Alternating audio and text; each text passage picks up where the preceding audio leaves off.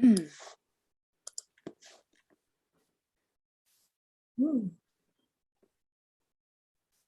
so we should be about live now. I've got to hit the recording. We are all set up. Let's pop this chat out in case we get any commenters. I like to interact with the crowd.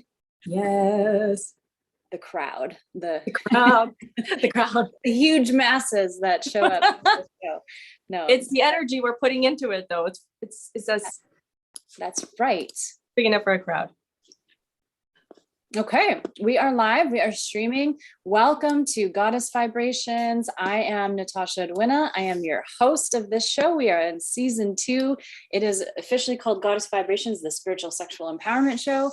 And so for 2 seasons now, I've been bringing you really cool embodied guests that are brave and bold and aren't afraid to have these conversations publicly and on air and can actually help you heal and liberate yourself a bit. And so that's the point of this show. I talked to somebody today, and she's like, I only listened to 5 minutes of your show. And I just thought, how cool is this conversation? I want to hear more. You don't hear this talked about publicly. And I'm like, yes, that's exactly my vision. That you got it. So I am super excited to invite you to this discussion with Luci Lampe. She is you're a lot of things. You're a coach, you're an artist. I'm also a coach. I think what I'm excited about for this collaboration tonight is you're so creative and such a creator. I'm more in my head a lot of mental health stuff, all of that. So I'm excited to see what this could be. So say a little bit about who you are, what you're about, and our topic is unleashing your inner goddess within relationship. Yes, thank you. And I'm so excited to be here. Thank you for inviting me. Thank you. I don't even remember, we were saying this before, how we initially got connected, found each other, but I've been following you for a while and following each other. So I'm excited to be here. Yes, so I am a coach and an artist, a music performer, an author, a lot of things. I'm a very multi-passionate entrepreneur. I just really love to create. I've also created 4 children. So that was my greatest creations.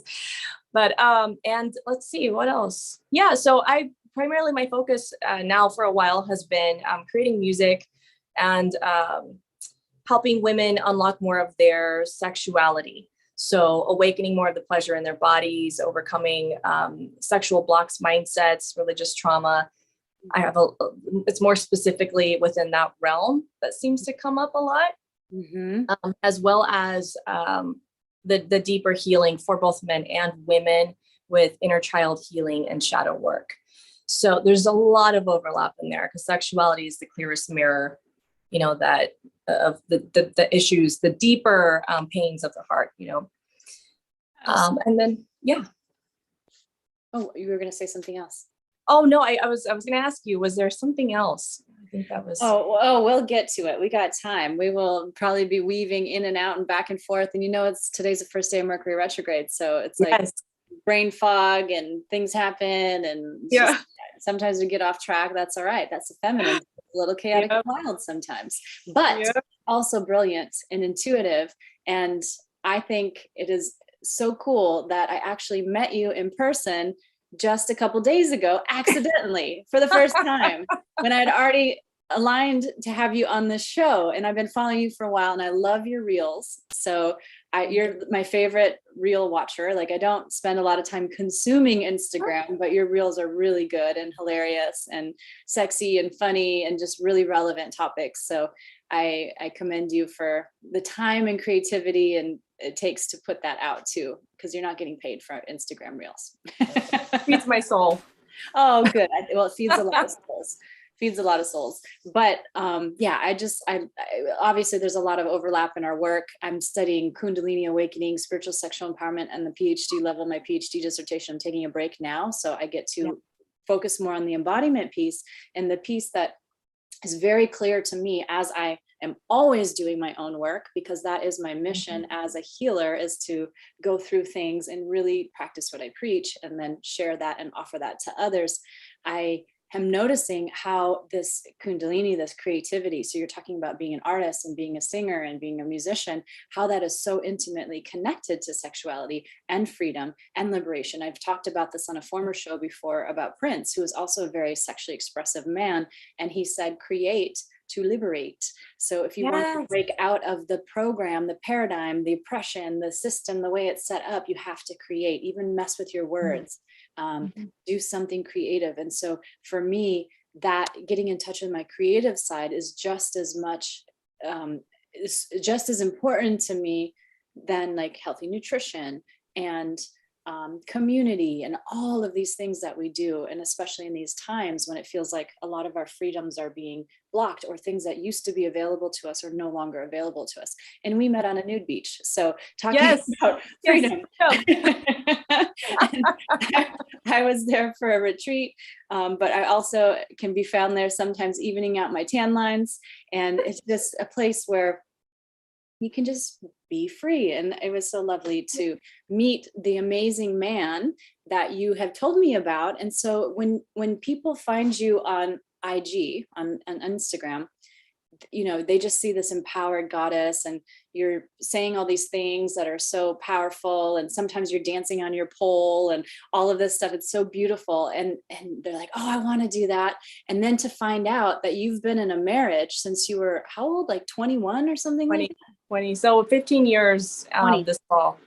Yeah. And so that blew my mind. I was like, okay, we need to talk about this on the show, because it's one thing to like be sexually liberated and empowered, but another to like come into that. And like you said, release the religious programming, release the cultural programming, and release the patriarchal programming that often comes with legal marriage, and be able to become that empowered, inspirational, joyful goddess while being married to a man that you got married to at 20 and had 4 children. We were babies. Like, we were such babies.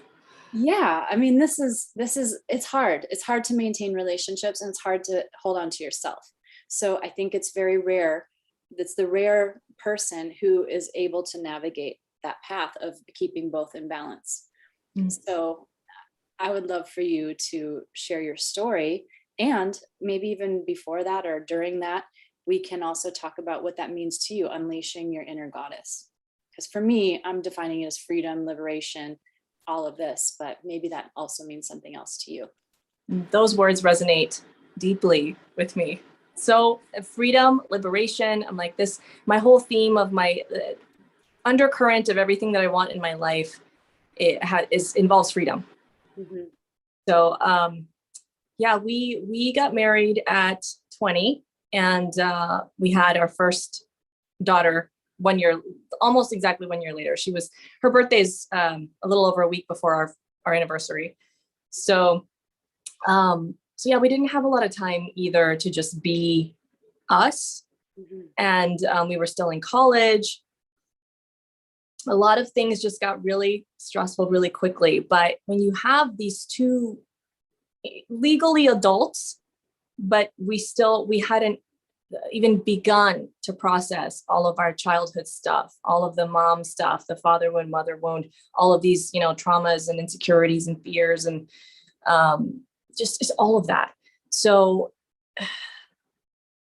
we talk about this a lot, and he actually coaches married men who to build more connection and intimacy and desire in their marriages. So, I mean, he would know. He would know. We've been through the ringer.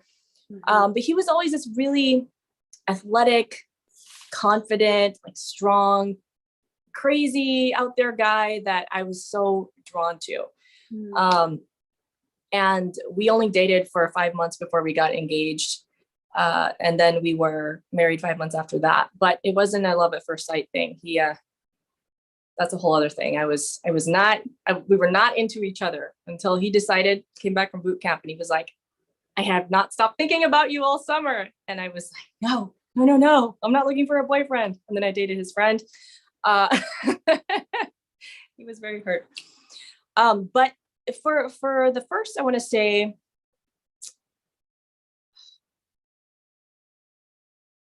first several years, it was the usual stuff. You go through your ruts, you go through these challenges, and You have fights about money and sex and the kids and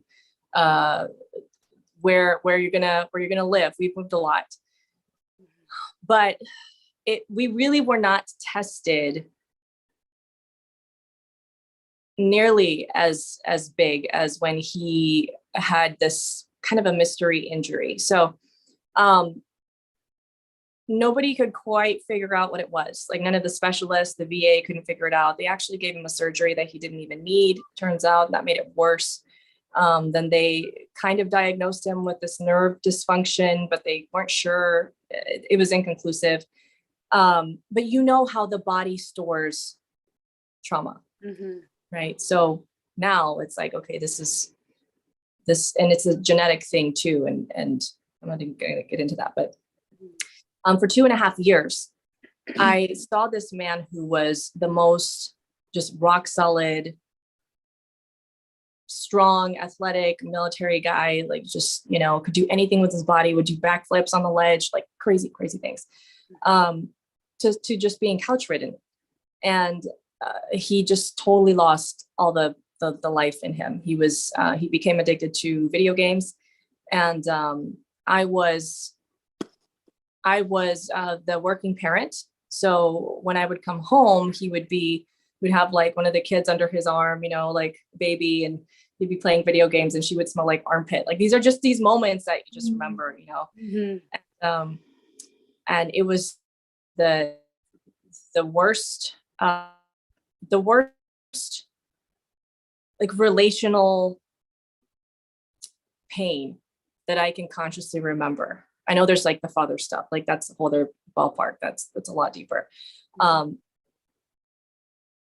But I felt like I was raising the 4 kids. I was also working. I was a breadwinner and raising like an adult child, you know, having to walk around on eggshells. And this child could all of a sudden become very angry and volatile and like throw things and just felt really scary. It did not feel safe at home on and off for a long time. But there, a lot of people ask, like, why didn't you quit during that time? Because it was during that time that I started to realize, like, wait, like I deserve better. I'm worthy of something better. I began to really value myself and see like where all of these pains and insecurities and the people pleasing and all of that was coming from. And I can't describe it. It's like no matter, and I've seriously had considered leaving and just taking all the kids. Like I can start over. I trust myself. I trust the universe. I can, you know, we'll figure things out. But there's something in there, like that, you know, your inner being, when it's like, you know, you need to like stick with it, weather the storms. And it was not easy. But basically, essentially what we've done is grown up together within our relationship. So everything that now it's laughable. We're like, this is clear as day. We were totally, we married each other's, like our parents. We married our parents, you know, and all of the associated traumas and the woundings and the needs that didn't have fulfilled. Yes. So that was a relief. I'm like, therapy. Yeah. Not the only ones. Yeah. Yes. And so, it was just so wild, but I would say that I consider myself, lucky that we've made it through so many of those tumultuous storms. But it was a lot of fucking work. Like there was no luck. It was 2 people who were committed to getting what they really wanted. And it just happens that what they wanted was aligned. So I guess it's lucky in that, but it has been a lot of work. So every time we mirror each other's insecurities and fears. Right. Learned a lot the hard way, how not to hold space for each other, when to hold space for each other, when to leave each other alone. And it's just been a wild ride. There's just so much to say. It's hard. It's like, where do you start? Right. Well, yeah. I mean, what I hear you saying already, just being a marriage and family therapist and being a clinician that studies the science of these connections. There's so many things that you're aware of that most couples aren't aware of. Like you're saying, we're a mirror for each other. Every couple is. You're saying, but we didn't get that for a long time. We didn't understand that for there's very people long. in their 60s that don't understand this. And that's not to say that they can still find a way to make their relationship work, but also there's this older, I think, notion of, like, especially for women, to sacrifice themselves in order to make the relationship work. But I mean, I'm not saying that you don't do that, but I'm not seeing that compared to, maybe your typical relationship when I see you and I talk to you about your relationship.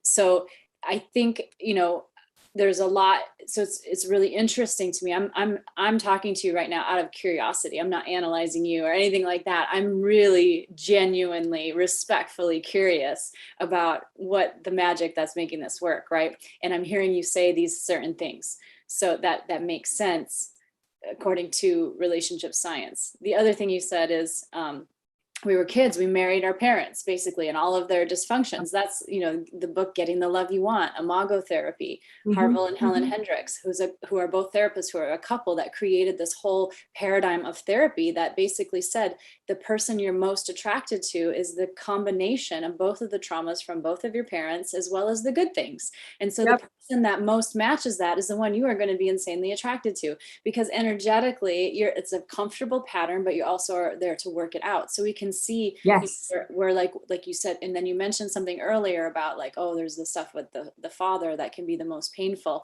It's that mother wound, that father wound. Some of that we work on with our actual biological parents in order to heal our relationship. It frees up that energy to be healthier because it shifts a dynamic or pattern. And then also there's a part that, our parent might not be available to do the work with us. Either they are refusing to grow, they're deceased, they're, for whatever reason, they're as far as they can stretch. They're not going to do the work.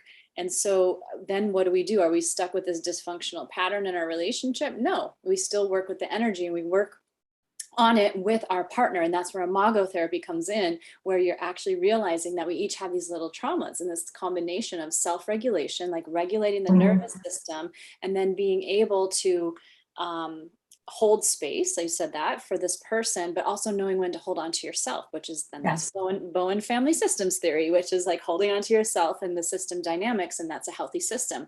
And then you said, the other thing that really stood out to me is, I guess, our goals, or what we wanted, were aligned. And I honestly think that is the key. It's like, can you find somebody who is the match of, your traumas, your imago, but your goals are aligned enough that you do weather through the hard parts? And it's not, there's no ideal like relationship. There's no fairy tale relationship. It's fucking hard work to go through a relationship. And you are growing, you would have grown in a different way had you not been in a partnership than you did in a partnership. And maybe there's pros and cons to that, if we really look at that. But at the end of the day, we are relational beings, so we have to grow in relationship. We have to be in relationship. There's no way around it. Ultimately, no. Can't get these gifts alone. Yeah, and so right. Yeah, and when you're talking about like the baby's, I mean, that's really powerful. The baby's head smelling like armpit or whatever, and you're knowing what that means to you, and the pain that you're feeling at feeling like you're doing all the work and you're completely exhausted. And you birthed these little humans and did more of the work in that process too. Biology. But that energy depletion and the fact that you didn't leave. It would have been easy, not easy, but you could have picked. It would have been the easier way out, though. Really, like honestly, would have been. But you emotionally in that way, just. Yeah, and you stayed. And I remember I did choose to leave. I chose a divorce because my partner was not willing to grow with me. Another reason why I'm curious, but I did have that little feeling, because we already had, we had issues from day one, day zero. We had issues, and I remember being ready to leave him while I was pregnant with my daughter. And that I had that same inkling, that same thing that said, hang on, because it doesn't make any sense to stay here. This is total bullshit.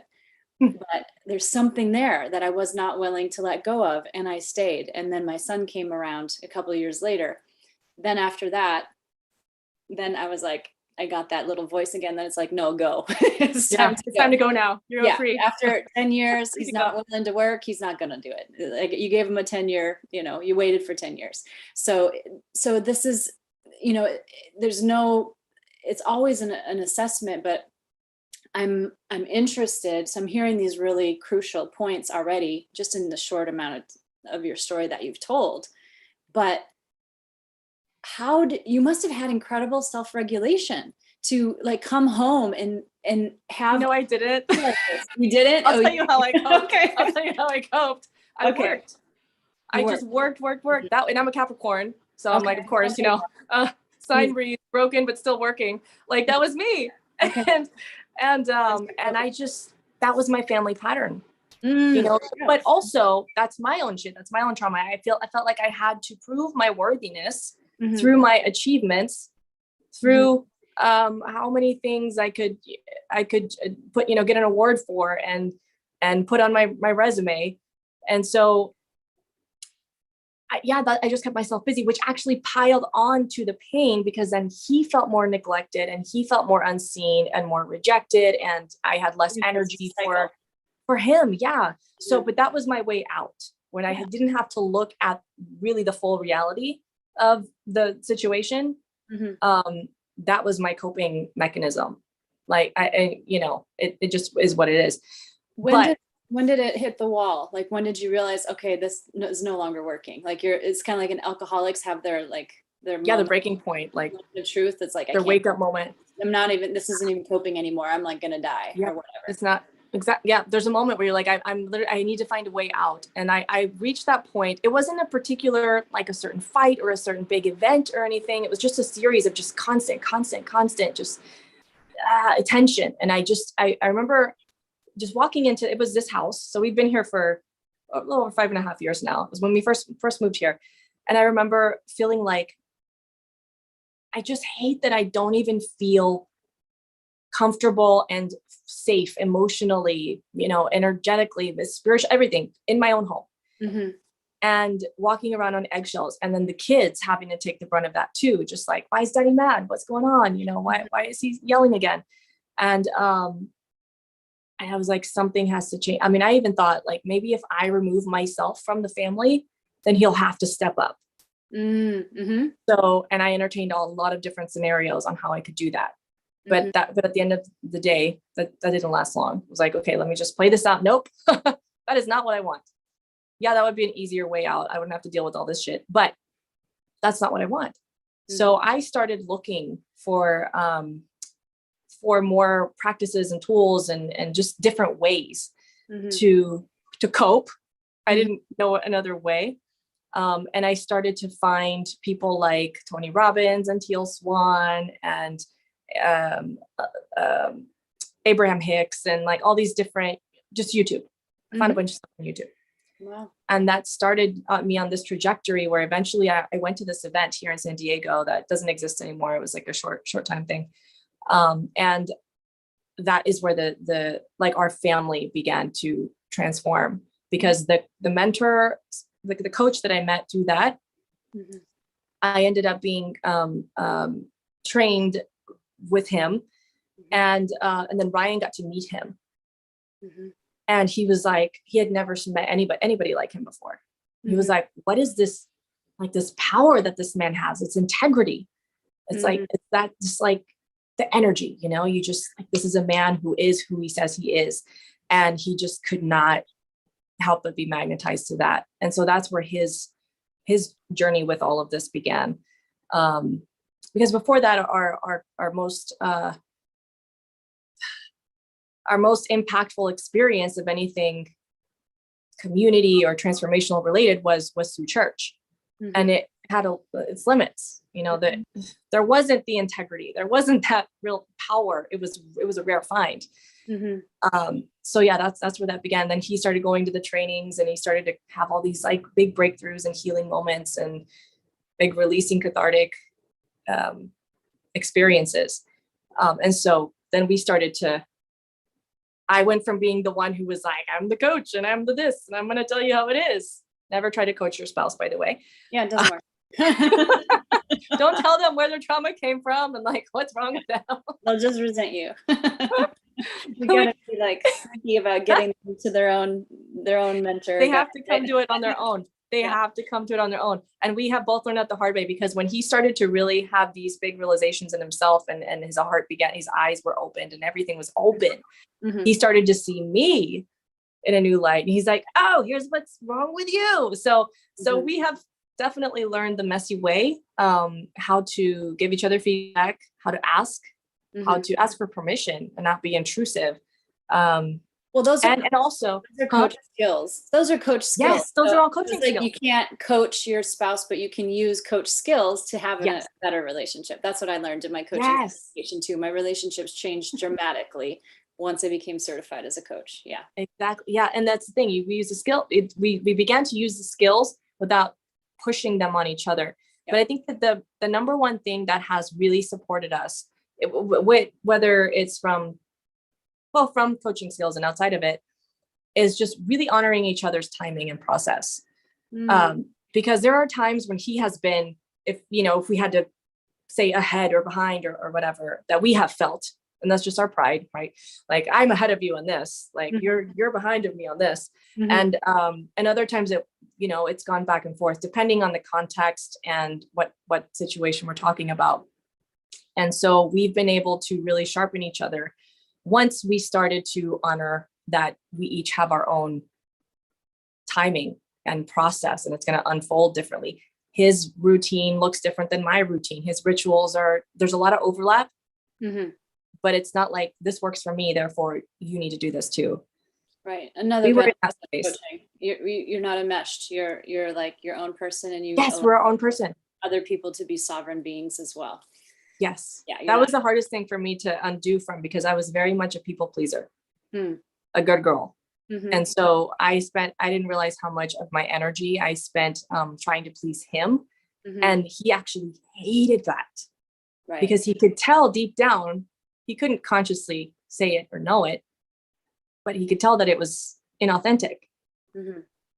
And I would, so. Well, and it kills desire too.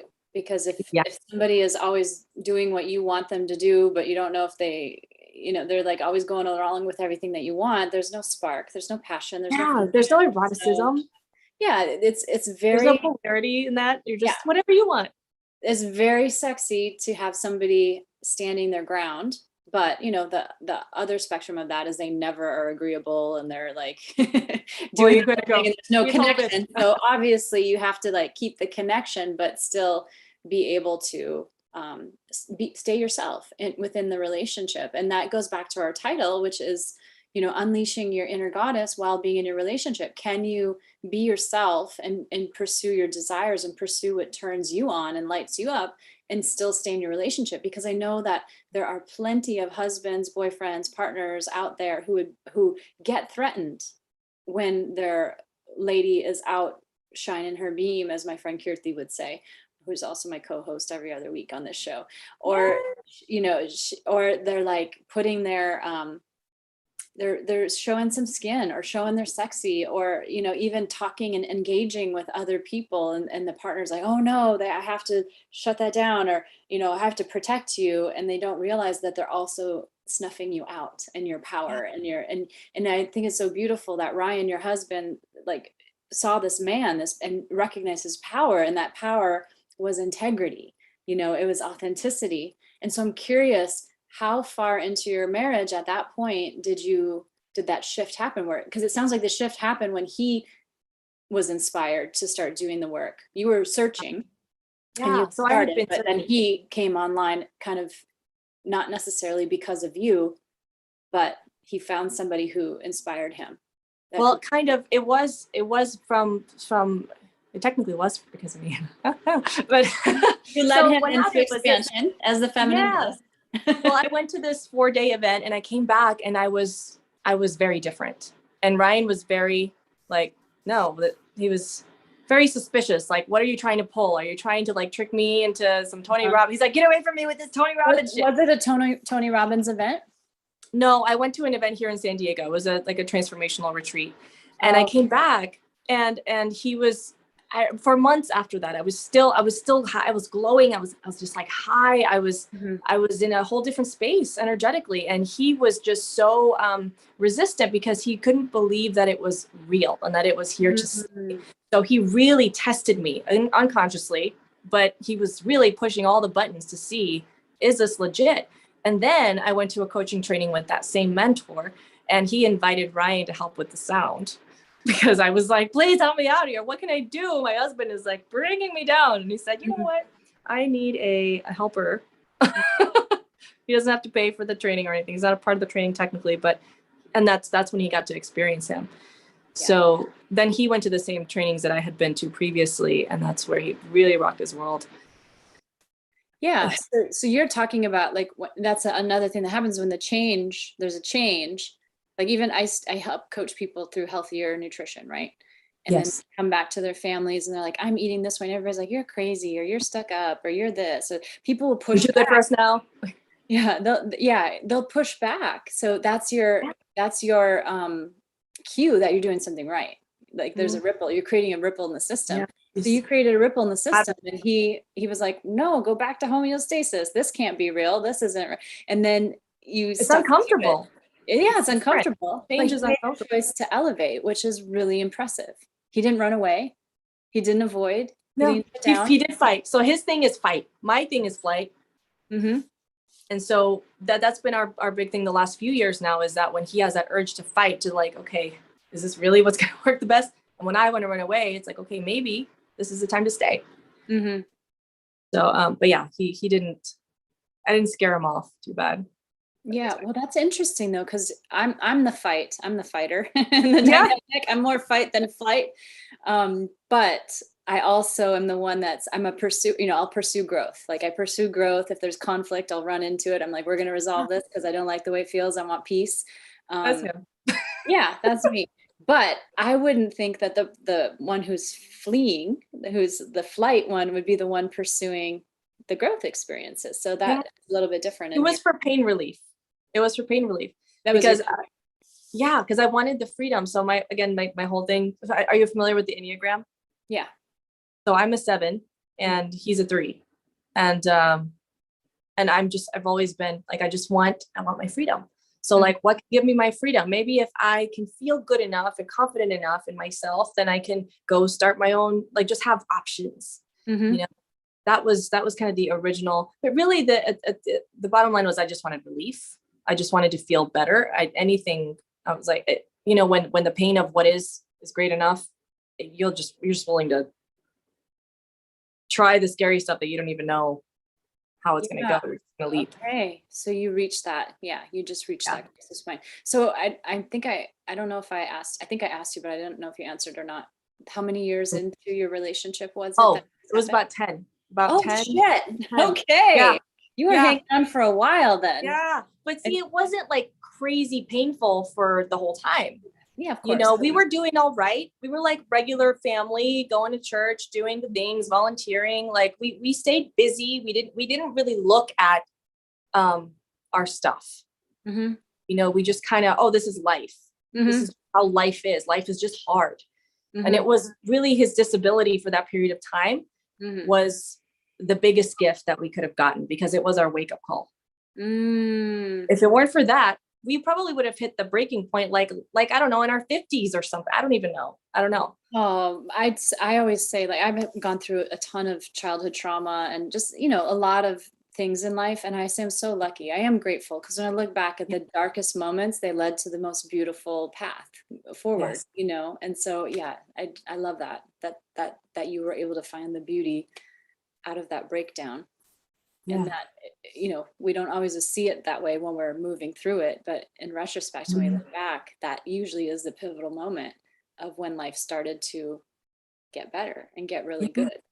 If you choose to use that, because it's I say that the breakthroughs happen after the breakdowns. Yeah. So, but so a lot of people get stuck. They get stuck in the breakdown part. Yeah. And they don't know how to move out, or they just, over rely maybe on the pharmaceutical industry, which is kind of designed to keep them stuck, for profit. Yeah. So not to say that, we need sometimes pharmaceuticals to get through things, but sometimes, we're overusing our coping mechanisms that can be healthy in the right doses. And then, it's not healing. It's still coping. Yeah. And so I'm wondering, so I'm assuming you said this is how life is. Life is hard. And you have 4 children and you got married young, and and you're going to church every week. And I'm assuming that you were pretty much enmeshed in this cultural notion of what a wife is and what she should do. What a woman is. What a woman is, what a mother is, like probably feeling pretty depleted and exhausted as most mothers are, until they wake up one day and they're like, I can't keep doing this because I am the tree of life for my family. And these these fruits aren't going to blossom unless I get fed, caretaked for. And if nobody else is going to do it, I got to at least do it for myself as a priority, or nobody else eats. Right. And so I think every mother goes through that awareness, and that she could take it as far as she wants. But what I see that you have figured out, what I've figured out along the way, thank goodness to the older, wiser female mentors in my life, is that you can use your pleasure, your passion, your sexuality, your liberated expression as your energy source, as a superpower to move through these things. And you can, but in order to do that and not be shamed by society, I mean, let's be real, we're still going to be shamed by society. Yeah, and we're just going to be. Yeah, but you can find a way to break that up and shake that up. So it doesn't matter if you're shamed by society, because you are still going to be healthy. You're not going to be, you're going to have a fulfilling, joyful marriage, a fulfilling, joyful sex life. You're going to have, you're glowing. I mean, you look so young compared to what you were saying. Yeah, you're going to have health in your body. It's just it's a different. You're alive. You get the aliveness. You're alive. You feel alive. Yeah. Yeah. And that's something that he has always really wanted for me from the time that we were dating. Like, he saw that spark in me, that possibility, but I couldn't let myself go there because I'm like, no, that's not what a good girl does. I can't dress like the way that I always wanted to dress. I can't dance the way I always wanted to dance. So he was supportive of that from the beginning. He was very supportive. It doesn't mean that he didn't have insecurities and jealousies. However, it's like, you want this, but deep down there's something that's like, oh, hold on. We need to work through some things. Do this, but don't go too far. Yeah. But it's just so interesting because he's like, just in retrospect, he's always been more of a cheerleader. I'm just picturing him in like a cheerleader skirt. Another that I'm not gonna get into. That's a whole other YouTube show. No, I'm just kidding. We could do several videos about all of that stuff. But just, he's always been cheering me on and like, hey, yes, try that. Yes, do that. You want to try pole dancing? Yes, go do that. You want to wear something, this for your music video? Do that. Like, because every time that I have just had little tastes of that, he definitely gets the benefit of that too, because I'm just a little more free, a little more open, a little more receptive. And so we were having this conversation with our friends from the beach the other day, that when we met you, they said, "Why you're just like so sexual," and it was like in a beautiful way. It's not like, oh, you're a slut, like in a bad way or anything, which I love that word too, by the way. But oh, and I was like, and Ryan was like, just glowing. He was so excited to hear that, because he said, this is created. Like, this wasn't, I didn't marry this woman like this. Like, and she didn't, like, she found this, like, this was created. She like unleashed this in herself. And he has been with me that whole time, just like encouraging and working through the stuff and all the religious stuff that has come up. Cause he didn't grow up with that. He didn't grow up with religious stuff, like religious shaming and all that. Okay. No. So he had different stuff, but he didn't have that. Okay. So he could be more open-minded there. So what did you have to release and let go of religiously in order to become, this goddess, this power source for not only yourself, but your whole family? Yes. Oh, yes. For the whole family. Like it is such a great, it impacts everything. Yeah. The first thing was really just, and I was a pastor's kid too, twice. Oh, okay. My father and my stepdad were both pastors. just really to separate myself from this notion of who God is. That was the first thing, because when I dug deeper and deeper and deeper into what I was afraid of, it always came back to, at the most fundamental level, I'm afraid of disappointing God. I'm afraid of not being good enough for God. It was like, where does this concept of who this God is come from? And it just was so early on that, I mean, I was 6 years old when my father became a Christian minister. So I had some time before that, but it was still Catholic. But I remember from a really young age having this connection that was just magical.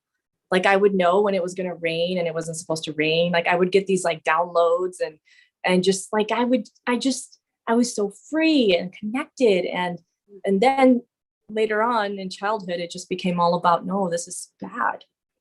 Don't touch yourself. Pleasure. Don't like, no, cover your body. Don't show your shoulders. That's too much leg. Don't make the boy stumble. It's your responsibility. Make sure that, oh, don't be asking for it. You know, I mean, there's so many, and it's culture too. Like you said, it's not just religion, but that's just really where it came from specifically for me, and for a lot of people. But it was first just separating myself from who I thought God is. There are so many layers to that, but that was a big first step. And also, I did feel safe within my relationship to release that. I actually stopped calling myself a Christian before my husband did, like maybe 2 years before. So there was a period of time there where it wasn't like we were clashing, and we're like, no, he was just observing me healing and releasing a bunch of old programming. He was like, wow, you're alive and you're free and you're whole and you're like, you're you. And so he's come to his own conclusions, and we're more on the same page now spiritually than we ever have been, even though we met at a Christian college. Oh, wow. Well, yeah, I mean, spirituality really at its essence means connection. And so, you know, children are so naturally spiritual because they're primed to be able to feel into environments for their own survival. They have to attune to their parents and their nervous system and kind of, you know, can sense the rain coming because they are dependent on their environment and the needs being met in their environment. And then we slowly chip away at that, right? By giving them rule books, and religion is often a rule book, and it can be beautiful if the spirituality is still embodied. Like we said before, the power is in the integrity. If it's still embodied, it can be a beautiful practice. But when it's just a shell of rules without the connection, that's when it seems to do the most damage to people. And just like, you know, a oppressive relationship, there's people that can take the pieces that they that are helpful in that relationship and ignore or, you know, let go of the pieces that they don't like and maintain the relationship and stay in the relationship. Some people will have to leave the relationship altogether. I feel like religion is often that. It's the people that are successful with religion are successful with using the pieces that work for them and discarding the pieces that don't, right? Or they just throw it all out and start fresh, create something. I couldn't reconcile it in my heart. I'm like, this doesn't. Yeah, well, and so then you found your way back to each other again. So I keep hearing this theme of the two of you finding your way back to each other. And you're gonna have great sex tonight, by the way, because you're like talking about all this overcoming all of this stuff in your relationship and like all the, you know, the beauty. We did it, babe. I have no idea. No, I just started bleeding today, so it will not be happening. But today, all day, we just can't keep our hands off each other. Like, this is the best. Like, we are having the best sex that we have ever had, and the most exciting, like, passionate, erotic, kinky, freaky, connected, just one, like all of it. But that is a whole other thing. Yeah, but that's a whole other thing that has been very consciously created, because sex is a lot of work. Good sex is when you go from doing mechanical, we're just, this is what's permissible because now we're married, to actually really enjoying it and looking forward to it and like craving it, and like you just can't stop thinking about each after all these years. You know, that's not an accident. yeah, we get really vulnerable, and there's nothing that's like not shared or on the table. Well, again, there's the foundational practices. Sex is one of the most vulnerable acts. So why do we think that we can't be emotionally vulnerable, or we can't be vulnerable in other areas and we're going to have great sex? Like the two go together. It's a mirror. It's a mirror to everything. Yeah. And to other things. Yeah. We have to be able to get vulnerable. So what are some other things that you think are contributing to some of the best sex that you've ever had after 15 years of marriage and 4 kids? Because that's a really healthy brand right there. We are open-minded together. And so, but it's been like this for several years before we even started to really get into coaching and all of the deeper healing and everything. Yeah, like when you think about like what, at least for us, I don't know about you or anybody else listening, but for us, the things that we have held the most shame about our whole lives have been related to sex or sexuality. Mm-hmm. So when we think about the things that we would like all of our lives wish that nobody would have known, like just hope that nobody finds out about us, or that one thing that happened, or this thing that I want, or this thing that it turns me on, or this thing that I fantasize about, or whatever. Like those are the things that because we share them, mm-hmm. and we consistently have these conversations, mm-hmm. That keeps that connection, because it's very connecting. Mm-hmm. And also this like sense of curiosity and playfulness. Mm-hmm. So, I mean, it was just like a little over a year ago that I began to be able to have orgasms during penetrative sex. Like it was just a really like just these things that keep like one thing unlocks after the other, mm-hmm. as we are both doing our own practices within ourselves. Mm-hmm. And then we get to share the journey with each other and push the boundaries and experiment and fail and experiment and win, and all those things. And the fails can be really, really painful, I'm going to say, but we get up and we go again. Yeah. And so talk a little bit about that. Like how do you bounce back from that? Like what are you talked about some of the pain points in the beginning, but as you were then now both coaches or getting into coaching seriously, and you're starting to see the transformation, then what are the new pains? What are the roadblocks that you're bumping up against? And then how did you pick yourself back up and move forward from that? Because it's like once you have that conscious relationship or you meet that conscious partner, it's like, then it's like a whole new thing of work. Like the work. Oh, it's a whole new, you're just playing at a different level. That's all. Like exactly. You're not done. You're definitely not, like, we're not done. We're never done. One of the things that really helped us was having certain in our toolbox, like certain processes that we work through, the energy work that we do. Mm-hmm. I mean, energy work and doing these like, it doesn't have a particular name. It's kind of like a combination of like cognitive behavioral therapy and just getting clear on like, what is it that you want? What are the stories you're telling yourself? Mm-hmm. Is this actually true? What do I think this means? But we have like certain processes that we've actually also developed throughout time as a collection of things, mm-hmm. that we will each do when we get triggered. Mm-hmm. And it always involves doing some kind of energy work. You do it together or separate? No, separate. We do it separate, especially if we're pissed at each other. We're not doing it together. Right. We learned that the hard way. Yeah. We at first we would hold. This was actually really powerful. But we did this exercise when we first got into all of this. When he got into it, just telling each other all the fuck yous that we had been holding back for the whole decade. Mm-hmm. That was intense. That was probably a lot of fun. That was very intense. He had a night, and then I had a night, or I had a night first. But anyway, yeah, we do our energy work separate. We work through our stuff. We know we don't depend on the other person to figure our shit out. Right. Because we did that, and it was exhausting and a lot of resentment, mm-hmm. and it didn't work in the long run. So yeah, definitely working through our triggers. So now it's like if like for example, it's like the other night after sex, there was a moment where he was just not okay. And I was like, what's going on? He's like, I felt like you didn't slow down and care for me at this one point. And then I just like was in my head, and and then he brought these other feelings up, mm-hmm. that he didn't see coming. And so then it was like, okay, let's like, he's got to work through his stuff. And then I'm working through my stuff because I'm taking it personally, so this doesn't end. You just keep using the tools. Mm-hmm. And then you come together and you share like, okay, this is what I learned about myself. And sometimes like, the last time he just wanted me to hold him. Mm-hmm. And we just needed to cry. Mm-hmm. And so it's not like you have to be separate, but you're present with the energy and you're present with each other and you hear each other out and try to live by the 4 agreements as much as possible. But it's really hard to not take things personal. Yeah, that's it. That's a great starting point to that book. Such a good book. Yeah.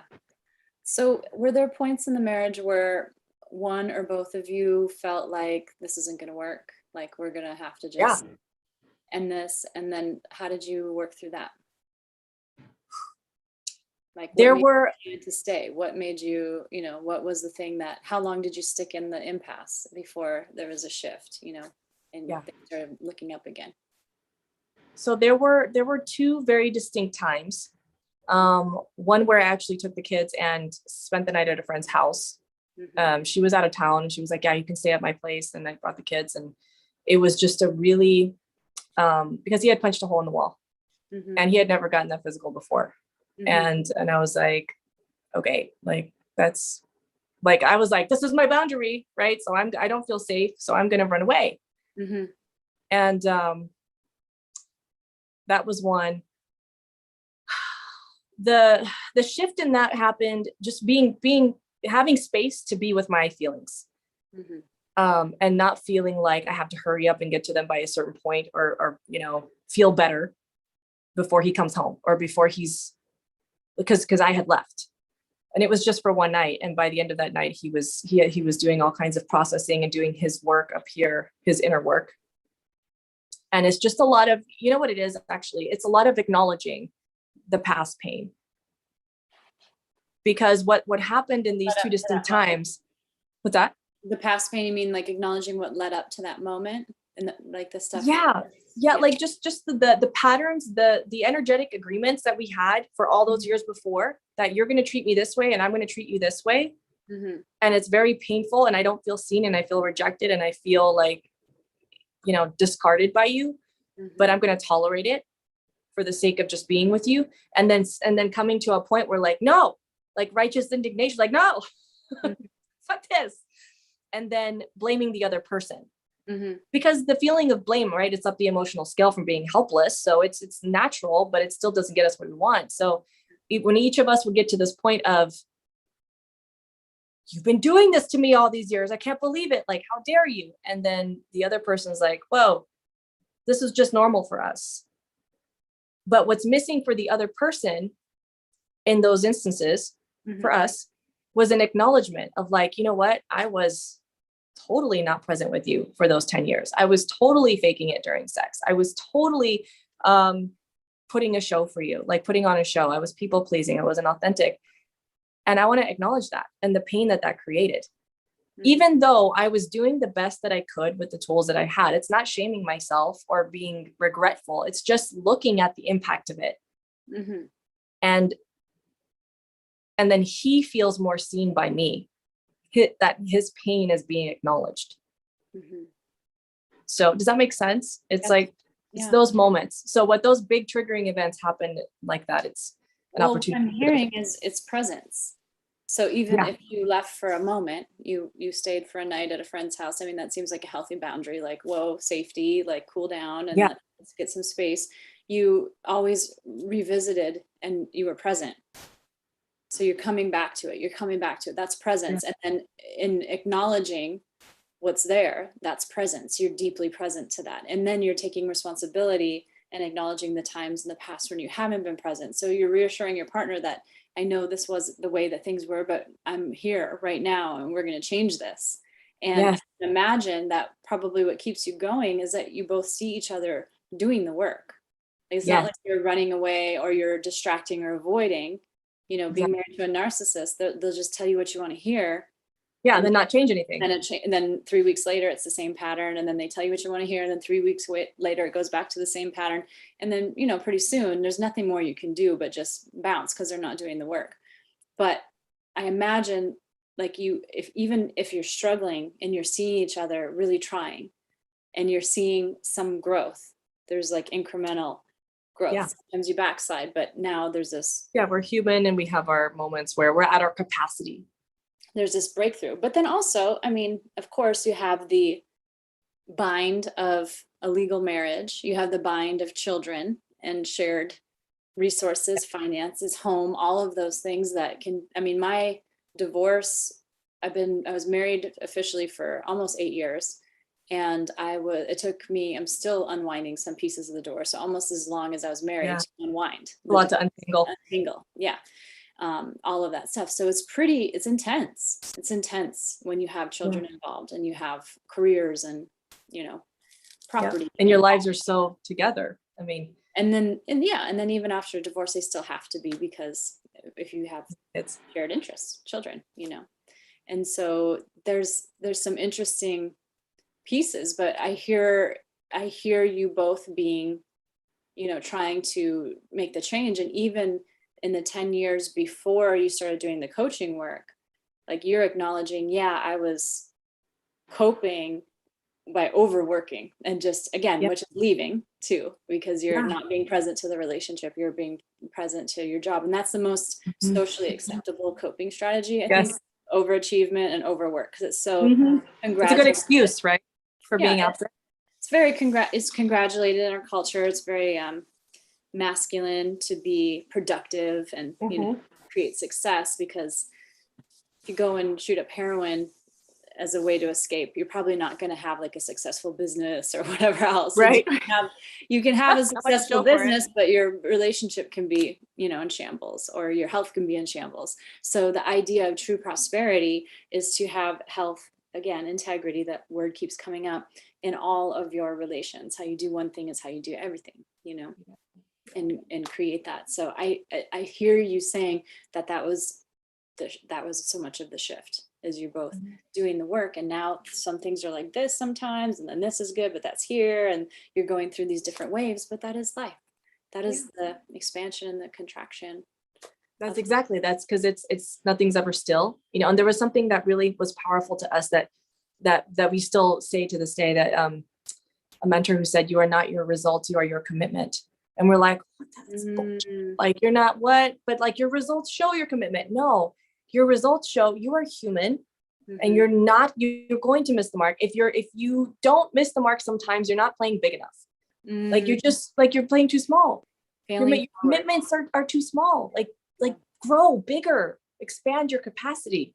And so that's our game is expansion. And you just, instead of thinking, when will I just arrive already? Our mentality, individually and together, is how like far can we take this while we're in this life? Like, how much can we explore and experience and expand in? And so, it's a lot of returning back to the vision and our values and what we want together, without abandoning our own desires. And that's where a lot of the clashes have been, especially once we both started getting really radically honest about what we really want, instead of trying to please the other person and make it fit.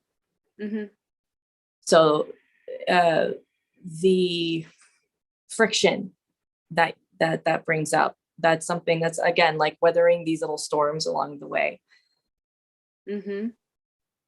Yeah. So, there's a lot of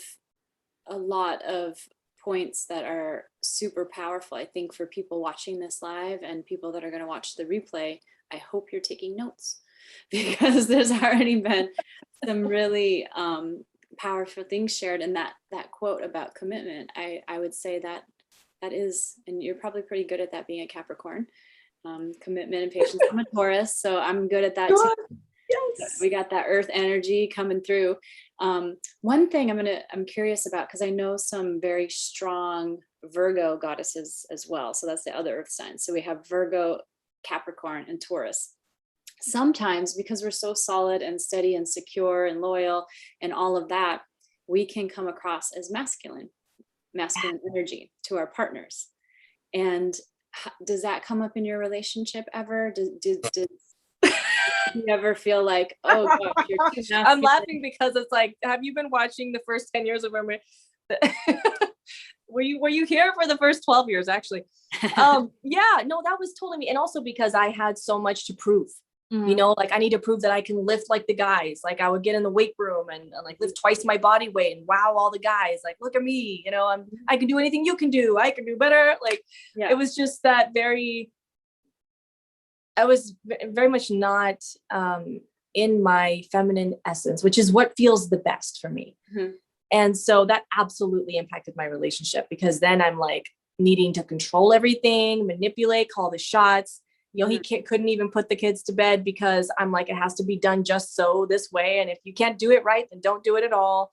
You know, just like very nagging mom energy, you know, which was his mom also growing up. So you see how that. That's that's what works. And it's a dominant energy because you're overbearing, right? Even though women get accused of nagging, it's actually a masculine energy because it's dominating. And we're just trying to control. And so like one of the things that really helped me to relax into more of my femininity and just embrace more of that is when I began creating music again. And it wasn't just about how much can I produce and what can I accomplish. How many people can I get to turn out at this event? Because I'm like numbers. But it was like, my heart wants to create this, and my something in me, my soul wants to dance, like all these things that just, I let it. It was a lot of practice of surrender and letting source flow through me.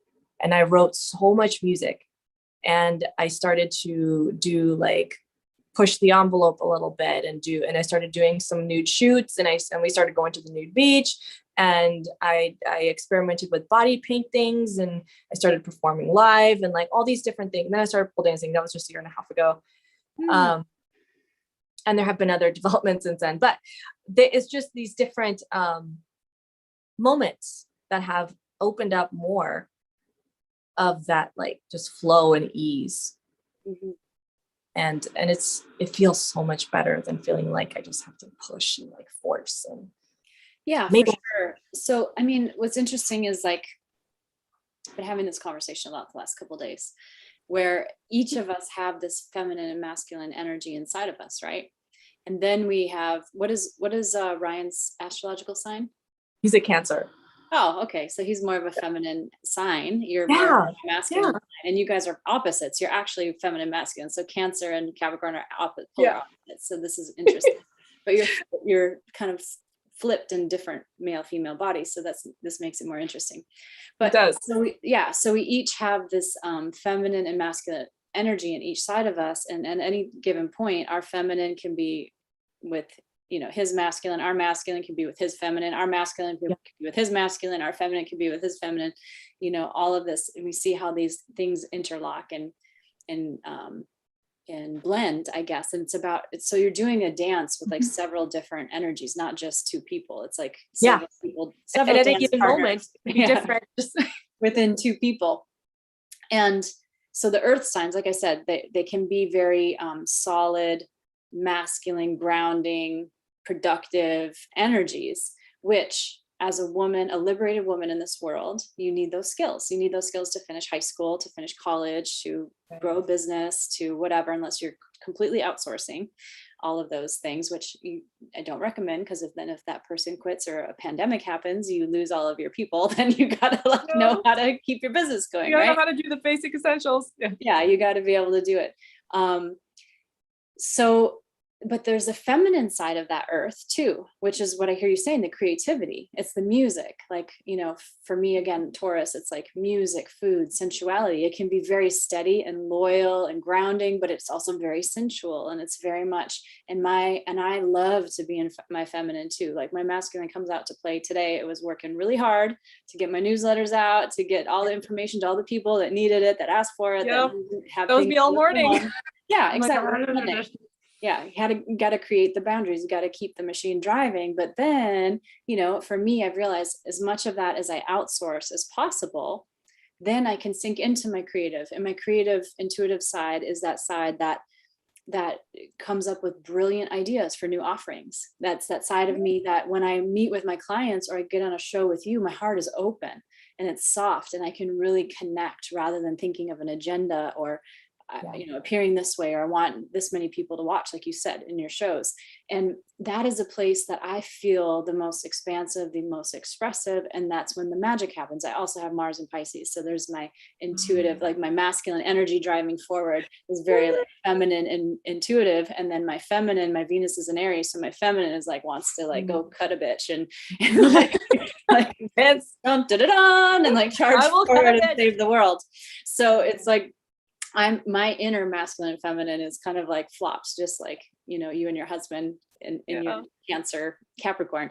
But it's interesting to like look at all these dynamics and how, and it's about choosing. Like you said, you feel more comfortable in your feminine. There might be a woman who says, I feel more comfortable in my masculine. That's cool, as long as that's cool with her partner and they play nice that way. And then we can flip back and forth. Or obviously homosexual couples, non-binary couples, it's still a dance. It doesn't matter your sexuality. There's still a dance between the inner masculine and feminine.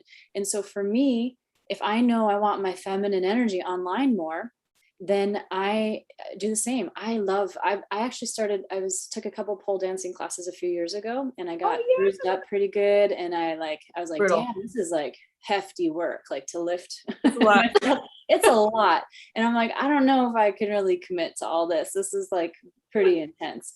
And then recently, now that I'm on a break from school, every time I'm on a break, I go into the somatics of things because I want to get out of my head and into my body. So I'm really just dancing every day, all kinds of different dance, but I got back into pole. And now this time around, I am loving it. I'm having so much fun. And it's bringing up so much creativity and passion, because it's very sensual, slow, fluid, flowy movement. And that's what, and strength. So to me, it kind of is this combination also in dance of the masculine and feminine. So then we start to unleash this, and it kind of hurts my heart a little bit when I hear people or see people that are shaming women like yourself who are posting your beautiful, like, just a snippet of a pole dance routine or whatever, and knowing how important that is to you, knowing how important that is to me, how it really just is such a power source for so much health in our life. And then there's like, oh, she's just trying to turn men on. Why do they think it's always about the man? That's the thing. And there's a book called Extended Massive Orgasm. I was just telling my goddess friends about this week. And there's a piece in there where it's a couple, a man and a woman, sex educators, and they talk about the energetics of sex and using one another. And he said, if a woman is into lingerie, so obviously during pole dancing, you're wearing costumes and lingerie a lot of the times too, she shouldn't be doing it for the man. She should only wear lingerie for herself. So if it turns her on, she should wear it, but never really get it to turn on a man, because if you want that full sexual expression, it's about her being turned on. And so much of, I think, you're unleashing your inner goddess is a woman learning how to turn herself on, because a man will be turned on by a turned on woman. Yes. You shouldn't also turn her on, because you can look at your husband, and you have a very handsome husband. So I'm sure it's very easy to be like, oh, he's hot as fuck. But you know what though? Not exactly. Well, okay, he is, but I couldn't. I agree. but there have been so many times I've been so frustrating, because it's like, why don't I want him more? I should want him, but it was just me blocking myself. Yeah. So that's why we enjoy each other so much now, because there's not all this stuff in the way. Well, of course. And I will tell you, just from all these years of doing therapy and couples work, individual work, working with sexual abuse to sexual pleasure, to the whole spectrum of these things, it's always our own issue. Our low libido is always our own issue. It's almost never the other person. Of course, there's things we're attracted to or not attracted to. But that's so basic, but it's our own issue. How comfortable are we with ourselves? And so this is one of the things in the female sexuality literature that I'm passionate about studying at the PhD level, because there's so little research that's done. There's a lot of work being done on the ground, like by Tantra experts and whatever, but there's this whole like patriarchal masculine society that's like, it's not real if the research doesn't say it's real. And I'm like, okay, well then let's I'll prove it. Research. Like, let's do the research then. I'll do it. I love to learn. Yes. So that's part of my commitment. But Gina Ogden is one of the researchers that I love so much. And she had one of the first studies in integrating sexuality and spirituality. And when she created the study, she self-funded it because she knew that there probably wasn't going to be much interest to fund her study on women's sexuality. So, because if we study sexuality at all, it's usually men and their erections and whether or not they can, whatever, get hard and perform and have a fulfilling sex life. But heaven forbid that women should also be pleasured or have pleasure. So we don't worry about that. They're too busy having babies and feeding them or whatever. Right. But anyway, so there's very little research, but she self-funded this study. And she polled all kinds of different people, but she came up with, I think it was like 5 or 6 things that needed to be present for a woman to have her full sexual experience that created extraordinary rather than just ordinary sex. And the first one was safety. And so when you're talking about things like commitment, being present, holding space, those are all safety. Are you protecting my sexual health? Are you protecting my emotional health? Can I count on you that if I'm telling you I'm not feeling safe in this interaction, you'll go slower, you'll not do that, you'll do this instead, you'll stop and talk to me? All of those things encompass safety. Another one, which is surprising but not surprising, is body confidence, right? And so when a woman is in a studio pole dancing with a bunch of other women and they're all like, damn girl, you look so good, or that was so hot, or whatever, it has nothing to do with men. It's about empowering what her own body can do and turning herself on by moving her body and being seen in a non-sexual way, like being witnessed in her sexiness, rather than being like slimed by somebody's attraction that maybe you don't have anything to do with. That's just their own fantasy or whatever they're projecting on you. And so her body confidence and how she feels about her body is directly related to her orgasmic ability. And so what are we doing both in our own practices, in our circles of female friends? Like, are we picking apart our bodies, or are we speaking about them lovingly? And what are we doing as our health practices, sexual, emotional, physical health practices, to create this body confidence and to feel good about our body? Because it doesn't feel good. I mean, if we have to slice and dice everything to feel good, that's not going to work. And I talk about this with my friends. I have body modifications, I have tattoos, I have piercings. I love these things. I color my hair, I curl my hair, I cut my hair. I do like all the things that make me feel a little jazzed up and juiced up.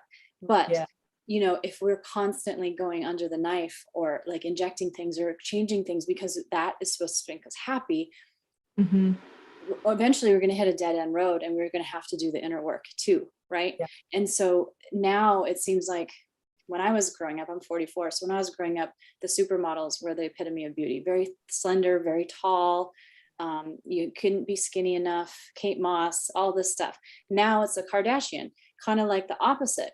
But either way, neither of those bodies are natural. Kate Moss looked like an adolescent boy. The Kardashians are modified. They're modified bodies that even they themselves weren't pretty enough in their natural form. And they had to slice and dice and enhance and add and all of this stuff. And now they're somehow a beauty standard for women. So how do we let go of that? And again, I'm not saying they're not still beautiful women, or, we might can't be attracted to that, but just like being aware of who's determining this stuff, and to see the flip side of it, the damage that's done to our sex life, to our psyche, to our emotional well-being when we buy into that stuff. And when we're doing these practices, like posting a picture on Instagram wearing lingerie or on a pole, or like just expressing ourselves sexually, that usually it's to inspire another goddess to do the same, and not to have men in our DMs asking us if we want to do it or what we're doing later on tonight. Yes, exactly. Not at all what we're doing, but we put up with that stuff in order to reach the other women and elevate them and encourage them to unleash and rewild and whatever other work. Exactly. That's the key right there. I think for the first like 6 months of me sharing more freely on social media, I had all these unsolicited invitations, but then after a while it stopped. I don't get them, even though now I post the most out there stuff probably that I have.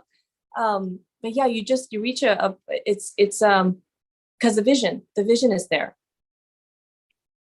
It's like, you know, that this is what you want from this, and it's for me and it's for you. Mm-hmm. And this is what I ultimately, want. Yeah. And how does your husband deal with that? I mean, because I imagine, it's unwanted attention for you. It's probably unwanted attention for him too. How does he deal with those guys? Does he get angry at them? No. We laugh about it together. Yeah. Like yesterday I got an email, and it was a very courteous email, but someone asked if I want a sugar daddy. And he was so kind. He was so kind. Like, I got $500,000 of student loans to pay off. Here's my situation. I have this many kids, and I just want someone to spend some time with me. Nothing even sexual. I just want someone to give me attention. And I was, and I we're open books, right? Like Ryan can read anything that I get or send. Yeah. And I was like, what do you think, babe? Should I do it? He's like, I'll do it. I'll do it. How much is it going to pay you? Like, where is that cheerleader skirt again? We put that on. Long hair already. You might, the face shape is going to give it away. No, yeah. But and all the muscles. But it's not, I would say not only does he not get mad about it, he enjoys it to a great extent. Okay. Because at the end of the day, I choose him. Yeah. And now even when we've begun to open up our relationship, it's like, it's us, it's us, it's for us. And we're in this together, and we're doing even that together. So it's like anything that, these things that we choose to do or explore to add to us, and not to fulfill something that's missing. Yeah. Ever. Yeah. So, like plastic surgery. And are you trying to fulfill something that you need, or are you enhancing something, right? Yeah. It's like, this is already the best it's ever been. Like, oh my God, give it, okay. Like what else could be fun to add to that? Mm-hmm. So he doesn't get mad. The only times that it's been an issue at certain points in the past, when I was still navigating my way through all of that stuff, is when I just would feel weird about it and I wouldn't say anything, and then it would come out later. Mm-hmm. Because then that's like, oh, it's a secret, and that breaks trust. Yeah. And so, but again, at that time we had so many other things that we just didn't trust each other with emotionally. Yeah. So, yeah. So he enjoys it. And I'm sure he just based on what you've said about him and how he's always encouraged you to unlock this piece of you, he probably recognizes that you're creating a positive ripple. And even and anytime, I was talking to my sister goddess about this today, as your beam gets brighter, as your light gets brighter, you're doing your spiritual growth work, you're growing and evolving, even earning more money, and having whatever your measure of expansion is or success, you're going to draw more creepers, more moths, more narcissists, like anybody that can't create it on their own, and they're looking to steal it from that energy from someone else, or look for somebody else to eat up or use up or whatever, they're going to be there the bigger you get. So you just have to get more clear about your boundaries and protecting your sacred space, protecting this, the sacredness of your relationship, all of that. So, and then keeping the communication open, and in every, I know that kind of goes without saying, but it's harder in practice. And communicating about all the things. Wonderful, beautiful. Well, I'm looking at the time. I know I said we'd stay to an hour, but this is right. Fascinating conversation. It went fast, but I know you have babies and all of that to attend to. So I suppose we should wrap this up, but I wanted to ask you, what are you passionate about right now as far as work? What kind of work are you loving? And is there any invitation that you have for people to work with you or go deeper with this in their life, because obviously you've done your work. So you're the sort of person that people should be learning from, not these folks that, you know, went to a weekend seminar and now they're ready to be a coach. Yeah.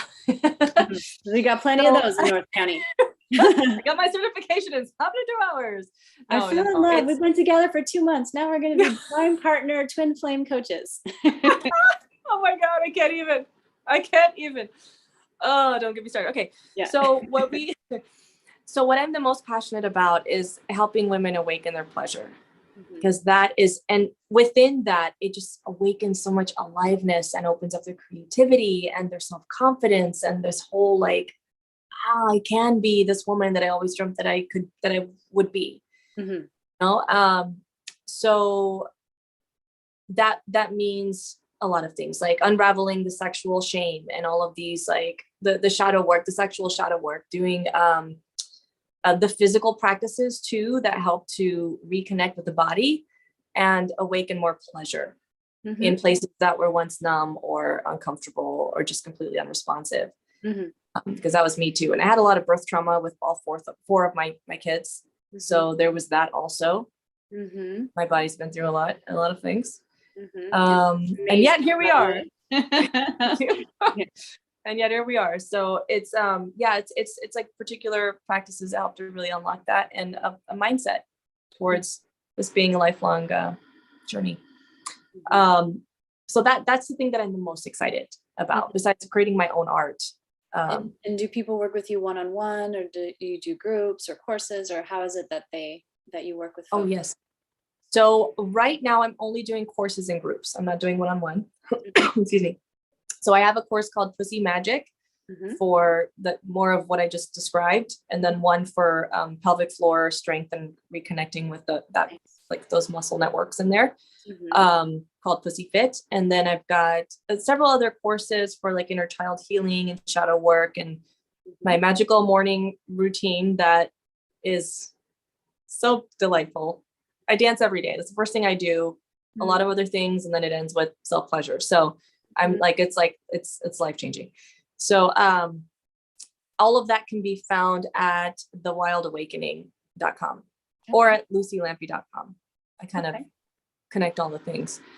So the courses, and then every once in a while I do something live. So we'll go through an experience together for 7 days with group support. But for the most part, it's all self-study, so they can get access for life, and they'll just be able to do it at their own pace. Okay. And you just reminded me so Mercury retrograde started today, and it's in Libra. So this Mercury retrograde is all about relationships. And every Mercury retrograde, I do bedtime meditations plus intuitive card pulls. So I actually had the intuitive hit. This is what happens when you can get into your feminine, right? I had the intuitive hit to not do it on IG Live and not do it on YouTube where anybody can stroll through, but actually to create it in a Zoom container this round. So we're going to go live the 4 Tuesdays of Mercury retrograde. And what I've been doing is anybody that shows up, you know, we do a card pull. And then I look at the theme between all the cards, and then I turn that into meditation so that we can go deeper and start to shift some of those patterns. And because this retrograde is about relationships, now I know why I had the intuitive hit to go more private into a private Zoom group, because then people can really open up about some of these patterns or whatnot. But you reminded me when you talked about that, because I would love to invite people, anybody that's watching this, to subscribe to my newsletter, because you get free access instead of having to pay the whole $444 for that.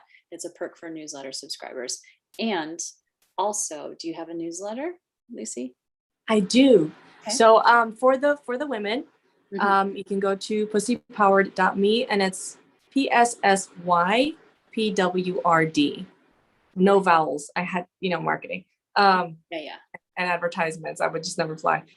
So pussypower.me. Pussypower, no vowels.me. Pussypowered. Powered. Okay. Yeah. Kind of looks like password. Okay. Okay. But that's where they can sign up for your newsletter. Yeah. So it's a mini video series there, and then they'll also get updates and special announcements and goodies. yeah, that, like you said, sometimes you do live things, and that's what this is what I'm doing. I do the retrogrades, and you got to be on people's newsletters, number one, Yeah. so that you get access to these things, because they're intuitive, they happen usually last minute. Maybe not for you because you're a Capricorn, maybe you're more no, I do. oh, you do it. I Okay, do my best work just inspired on the fly, and I'm like, this is it, and then I'll just totally immerse myself. Launch it in like a day, and then like sign up or miss it. Yeah. Yeah, exactly. Okay, good. Yep. That's how I do it too. I mean, it's we're offering it a lot of times for free or for very affordable for the folks that are devoted followers and are paying attention, right? So that you get, that's a presence. They get rewarded for having presence. And then you get to support women entrepreneurs, and you get to support women that are liberating other women. And we need to exchange, we need to have money in our accounts to keep showing up and to keep doing this, and to not only take care of our families, but to take care of our communities. And I always love sharing this statistic. I think it was in the book, The Power of the Female Brain by Dr. Amen. He talked about when you invest in business resources in third world countries and women, and when you invest in men, there's a difference. When you invest in the men in third world countries, their family rises. They take their family up with them. But when you invest in women, the whole community rises and the whole country transforms. And so this is the nature of women. We are collaborative. We want everybody to thrive. And so help us help you. Support our work, support the work of a goddess in your life, especially one that, like yourself, who is doing her work and is constantly doing her work, and then sharing that with others very generously. So thank you so much for being on. I can foresee future episodes also, and different little spin-offs and things to talk about. And it's just truly been a pleasure to spend some time with you and get to know you and hear your story and have you share it so openly. It's been so beautiful being here. So thank you for inviting me and for having me in this space. Absolutely. All right. Good night, everyone that joined. Thank you for joining. Please subscribe, share. The replay will be emailed out to you if you're on my newsletter. I'll also get the link to Luci so that she's got it and can share, but definitely get this video out there, and let's get some inspiration going for the women who are looking for these high-powered relationships that also want to be embodied and unleashed and free, liberated. All right. Good night, everyone. See you next week.